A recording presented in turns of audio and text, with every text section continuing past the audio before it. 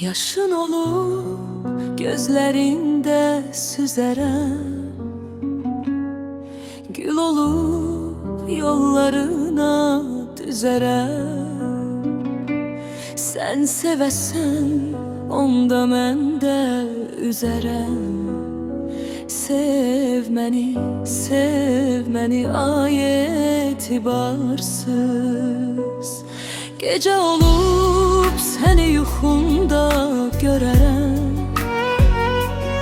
Külək kimi saçlarına dəyərəm. Sensiz qalan bu qəlbimlə dözərəm.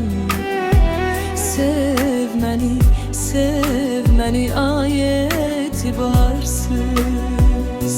Sev məni, ürəyim səni çağırır. Bu sevda məni içimdən yandırır.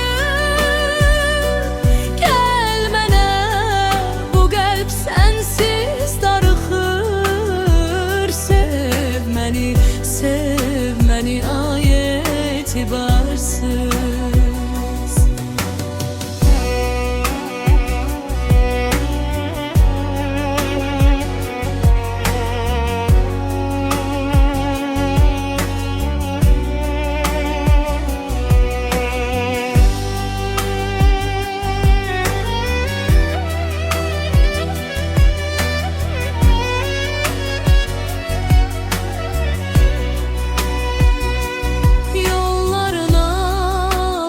Seni gözlərəm,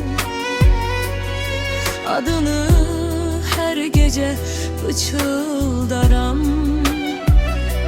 Sensiz həyat mənə çox ağır gələr. Sev məni ay etibarsız. Sev məni, ürəyim səni çağırır. Bu sevda məni içimdən yandırır. Gəl mənə, bu qəlb sənsiz darıxır. Sev məni ay etibarsız. Bir ümidlə səni gözləyərəm mən.